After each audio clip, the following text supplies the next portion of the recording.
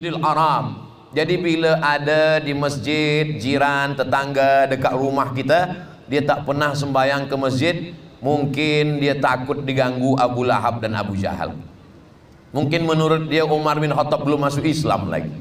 Bila ada orang membaca Quran suaranya belum lagi kuat, mungkin dia khawatir nanti dia akan dicekik orang munafik. Itulah mengapa dia takut mengeluarkan suaranya. Seperti orang-orang yang masuk Islam sebelum Umar bin Khattab. Ketika Umar bin Khattab masuk Islam dengan kekuatan fisiknya, badannya, tapi juga iman Umar bin Khattab yang luar biasa. Apa kata Nabi SAW? Ma masya Umar qattu, ma masya Umar fajjan qattu illa masya syaitanu fajjan ghaira fajjika.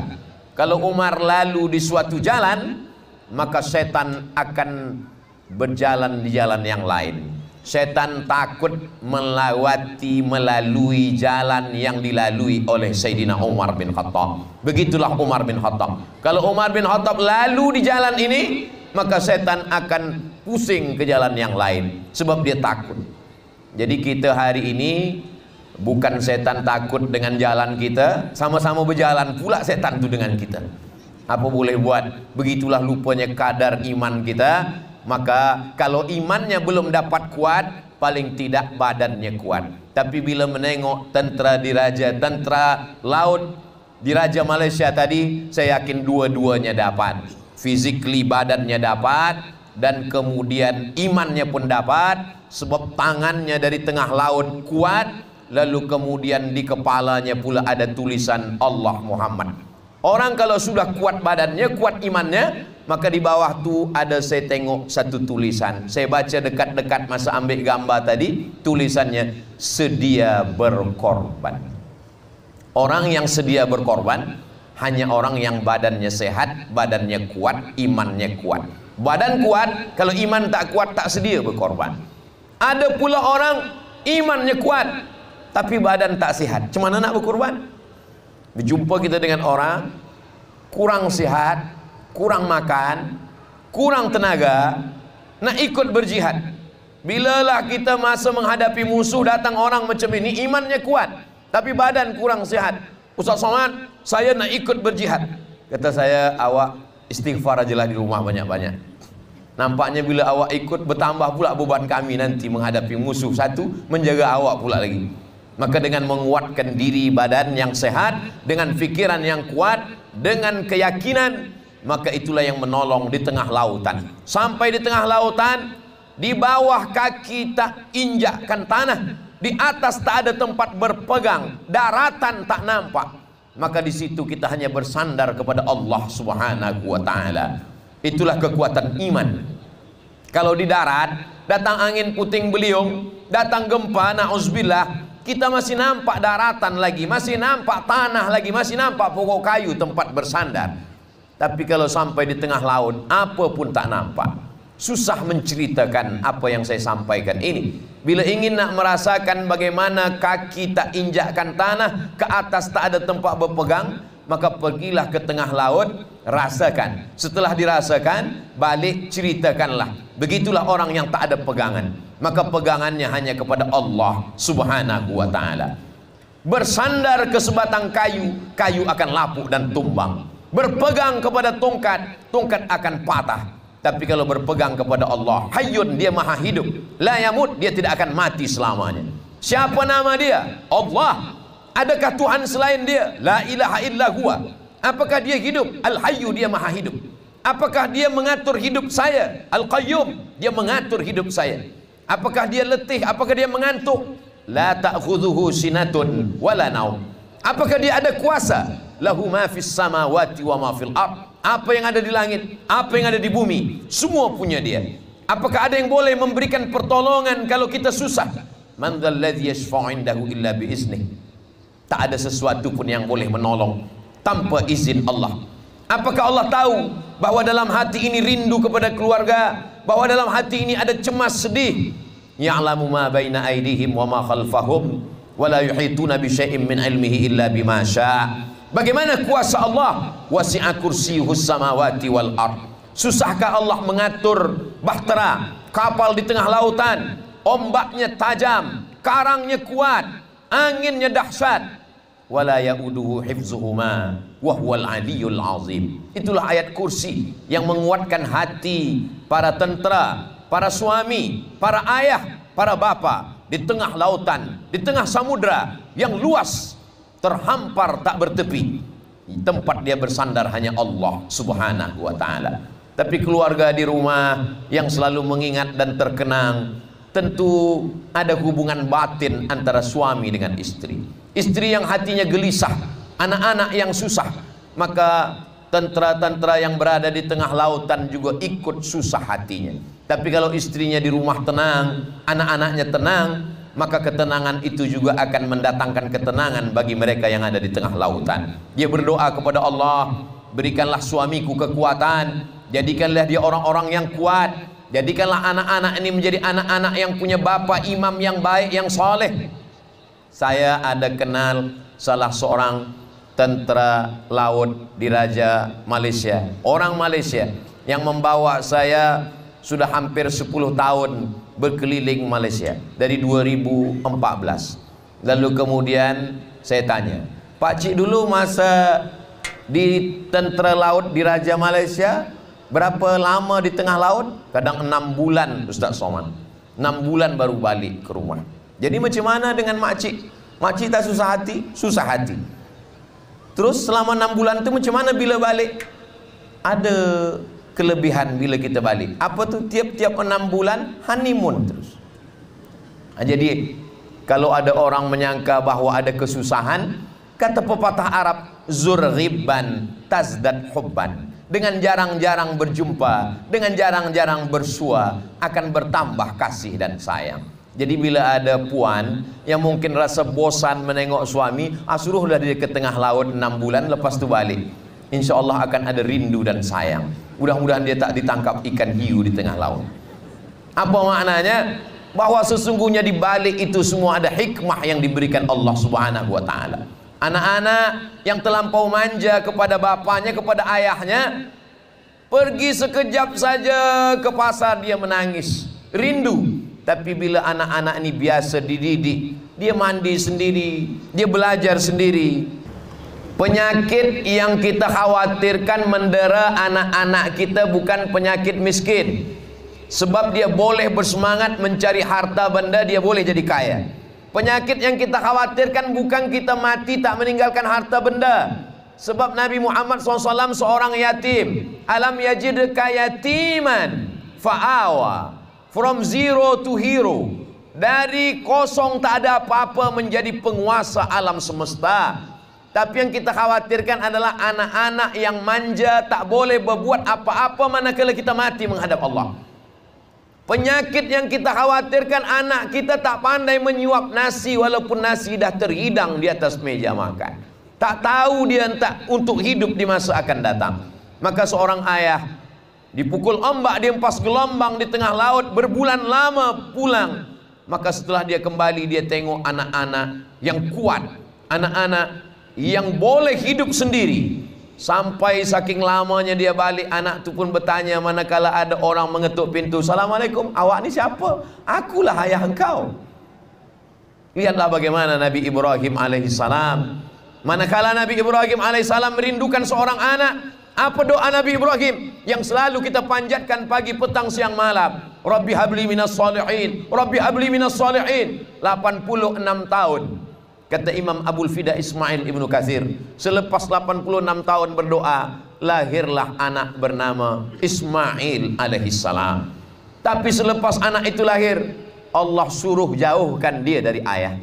Antarkan anakmu jauh dari Palestin, dari Baitul Maqdis, diantar ke tepi Baitullah lebih 1000 kilometer. Selepas dia antarkan, dia letakkan di samping Baitullah, dia pun pergi meninggalkan anaknya itu, supaya anak itu boleh hidup kuat tanpa seorang ayah. Apa kata Nabi Ibrahim berdoa kepada Allah? Rabbi inni askantu min zurriyati, aku tinggalkan anakku Ismail fi wadin ghairi dhi zar'in, di tengah lembah yang tak ada tanaman, inda baitikal muharram, di samping Baitullah. Sebelum Nabi Ibrahim alaihissalam pergi meninggalkan Makkah, Dia naik ke atas untanya, maka Siti Hajar menarik ujung jubah Ibrahim alaihissalam. Kata Hajar bertanya kepada Ibrahim, Allahu amaraka bihadza? Wahai Ibrahim, Allah yang menyuruh engkau melakukan ini, meninggalkan kami di samping Baitullah ini? Allahu amaraka bihadza? Allah yang menyuruh engkau? Nabi Ibrahim hanya menjawab dengan satu kata, Naam. Hajar melepaskan ujung jubah Ibrahim. Apa kata Hajar? Idzan la yudayyi'ana. Kalau memang Allah yang menyuruh engkau, maka Allah tidak akan menyia-nyiakan kami. Karena yang pergi ini yang mencari rezeki, tapi yang bersama kami adalah yang memberi rezeki. Jadi nanti bila ada tentara-tentara laut di Raja Malaysia yang dipegang istrinya ujung bajunya bila dia nak pergi ke laut, nanti istrinya bertanya, Allahu amaraka bihadza? Maka jawab tak usah panjang-panjang, satu aja, Naam. Insya Allah mereka akan izinkan pergi. Sebab apa? Yang menyuruh berangkat ini bukan jenderal, yang menyuruh berangkat ini bukan panglima, tapi yang menciptakan panglima, yang menciptakan jenderal, yang menciptakan segala makhluk yang ada di dunia. Allah yang sudah memilih makhluk ini. Kenapa saya menikah dengan seorang tentera laut? Kenapa saya tak menikah dengan seorang dokter?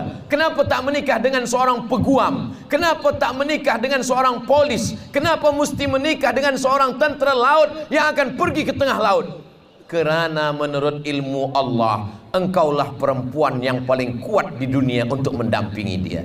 Maka katakanlah, wahai para tentera laut, aku tak pernah mencari engkau, engkau pun tak pernah mencari aku. Allah yang mempertemukan kita. Dia akan menjawab, so sweet my darling. Semua ini datang dari kekuatan. Kita tak boleh bagi orang motivasi kekuatan dengan kata-kata yang luar biasa. Dikumpulkan semua istri-istri di hotel, lepas itu dibagi kekuatan. Kuatkan diri, kuatkan semuanya, kuatkan hati. Semua kata kuat. Selepas keluar daripada hotel, semua lemah. Sebab kekuatan yang datang dari luar, kekuatan yang datang dari motivator.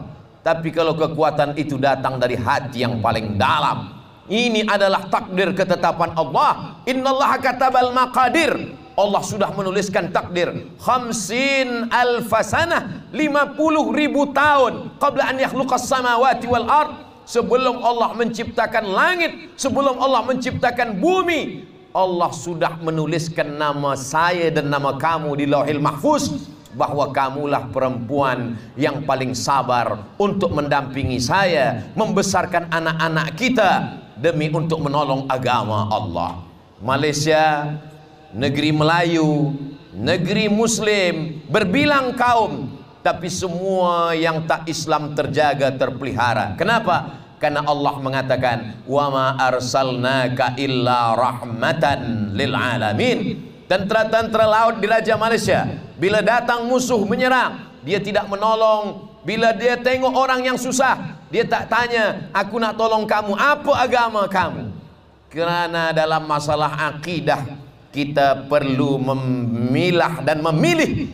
Wala ana abidum ma'abadtum wala antum abiduna ma'abud. Tapi kalau dalam masalah menolong orang, kita tolong apapun agamanya, apapun yang dia sembah, apapun Tuhannya, kita disuruh untuk menolong seorang hamba. Seekor semut yang akan tenggelam di dalam cawan, di dalam mangkuk, di dalam gelas, kita menjulurkan ujung jari kita untuk mengangkat dia, pun adalah sebuah kebaikan, dicatat sebagai amal soleh. Ketika tak ada kebaikan kita, tak pernah menolong manusia, tapi pada suatu pagi ingin minum, rupanya ada semut masuk ke dalam teh yang sudah sejuk. Maka saat itu dia masukkan tangannya, maka semut itu dia keluarkan. Itu pun rupanya boleh menolong di hadapan Allah, karena sudah menolong hamba Allah. Cuma kadang bila orang ini ditanya lebih halus lagi, engkau manakala mengeluarkan semut dari minuman teh engkau itu, sebetulnya engkau nak tolong semut atau nak tolong teh engkau? Banyak di antara kita nampaknya sedang menolong hamba Allah, tapi pada kenyataannya dia sedang menolong dirinya sendiri. Yang membezakannya mana? Niat. Innamal a'malu binniyat. Segala amal dengan niat. Maka langkahkanlah kaki dari rumah untuk menjaga bumi Allah, untuk menjaga umat hamba Allah, untuk menjaga negeri yang dipilihkan Allah. Bismillahi tawakkaltu ala Allah, la haula wala quwwata illa billah. Ketakutan tak membuat orang panjang umur, keberanian tak membuat orang cepat mati. Berapa banyak orang yang takut mati? Ke laut takut, naik pesawat terbang takut, mati di atas tempat tidur. Berapa banyak orang yang disangkakan nanti kalau dia pergi akan mati, rupanya tak mati-mati. Saya banyaklah orang yang udah menduga, ini Ustaz Somad terbang ke sana, terbang ke sini, masuk ke laut, nanti Ustaz kena sihir, nanti Ustaz termakan racun, ini nampaknya Ustaz kurus, tak lama lagi mati. Tak mati-mati. Berapa banyak orang yang disangkakan mati, kalau tak mati kata Allah tidak mati. Karena kita punya keyakinan, idza jaa ajaluhum, kalau ajal sudah sampai, la yastakhiruna sa'atan, maka tidak boleh ditunda walau sesaat, wala yastaqdimun, tak pula boleh dimajukan, tak boleh diundurkan walaupun sesaat. Semua sudah tertulis di Lauhil Mahfuz, semua sudah ada. Tapi jangan pula kerana mendengar tazkirah Ustaz Abdul Somad ini, esok pagi orang lumut bawa kereta, bawa motosikal, dia nak pergi ke pasar, tak ada dia pakai helmet. Bila polis tangkap dia tanya, kenapa awak tak pakai helmet? Kalau tak mati kata Allah tak mati. Memang tak mati tapi kena samad. Apa maknanya? Ada usaha dan ikhtiar, ada doa dari rumah. Mungkin doa suami tak terkabul, tapi doa dari seorang istri yang memanjatkan doanya di tengah malam, dalam tahajudnya, dalam sujudnya, itulah yang menenangkan hati. Kadang doa saya untuk diri saya sendiri belum tentu makbul, tapi doa orang lain untuk kita insya Allah, karena doa itu datang dari cinta. Cinta membuat kita bersama. Semua yang datang ini kerana apa? Kerana cinta. Kami sudah lama menantikan Ustaz Abdul Somad. Rupanya disampaikan Allah juga cita-cita. Mudah-mudahan semua kebaikan-kebaikan hingga malam ini yang sudah bertungkus lumus, program malam ini terlaksana. Mudah-mudahan dibalas Allah dengan umur panjang. Diberikan Allah keberkahan keluarga, sakinah, mawaddah, warahmah, anak cucu soleh dan solehah. Diberikan Allah istiqamah. Al-istiqamah khairum min alfi karamah. Satu istiqamah lebih baik daripada 1000 karamah. Kalau ada orang yang berjalan di atas air, la taghtar, jangan engkau tertipu, jangan engkau terpukau. Idza ra'aitar rajul, kalau engkau tampak ada orang yang tiru fil hawa, terbang di atas awan, yamshi 'alal ma, berjalan di atas air, la taghtar, jangan engkau tertipu, jangan engkau terpesong. Sebab apa? Sebab iblis pun boleh melakukan itu. Tapi pandanglah pada istiqamah. Bila ada orang yang boleh istiqamah, maka itulah yang tak boleh dilakukan oleh setan dan iblis. Maka istiqamah ini, istiqamah saat di daratan, istiqamah saat di tengah lautan, istiqamah saat berada dengan istri dan anak, istiqamah juga saat bersendirian di tengah lautan. Sebab apa? Sebab dia bersama dengan Allah. Allah yang disembah di tengah laut, Allah itu juga yang disembah di tengah daratan. Allah yang disembah di saat susah, Allah itu juga yang disembah di saat senang. Allah yang kita sembah di Masjidil Haram, Allah itu juga yang kita sembah di Lumut. Allah yang kita sembah saat haji ke Baitullah, Allah itu juga yang kita minta, karena dia Qul huwallahu ahad, dia esa, dia tunggal, dia tak berbilang, dia satu, Allahus Samad. Meminta hanya kepada Allah Subhanahu wa ta'ala. Apa kata pesan Nabi SAW kepada Sayyidina Abdullah bin Abbas? Idza sa'alta fas'alillah, kalau kau meminta, mintalah kepada Allah. Wa idza sta'anta fasta'in billah, kalau kau minta tolong, maka minta tolonglah kepada Allah Subhanahu wa ta'ala. Orang yang imannya kuat, di atas kepalanya ada mahkota, di atas kepalanya ada crown yang lebih tinggi daripada keningnya, tulisannya Allah dan Muhammad sallallahu alaihi wasallam, maka Allah akan berikan dia kekuatan. Apa bukti dia kuat? Dia rela berkorban. Dia tidak hanya berkorban harta, dia berkorban nyawa. Lalu istri dan anaknya berkorban perasaan, perasaan rindu, perasaan sayang. Istri orang lain boleh menatap, memandang setiap hari, petang, siang, dan malam, tapi dia memandang sekali. Di dalam kerinduan pun ada pahala, di dalam kerinduan pun ada kebaikan. Ada orang yang menganggap bahwa pahala itu dengan banyak berzikir. Betul, tak salah. Ada orang yang menganggap pahala itu dengan banyak puasa sunat. Betul, tak salah. Ada orang yang menganggap bahwa pahala itu dengan banyak berhaji ke Baitullah. Memang tak salah. Tapi ada sesuatu yang kita anggap tak pahala, tapi sebenarnya dia adalah kebaikan yang luar biasa. Apa dia? Dia bukan ibadah badan. Tegak, ruku, sujud, ibadah badan. Tawaf, berkeliling Ka'bah, ibadah badan. Sa'i, Safa dan Marwah, ibadah badan. Melontar jumrah ula, wusta, aqabah, ibadah badan.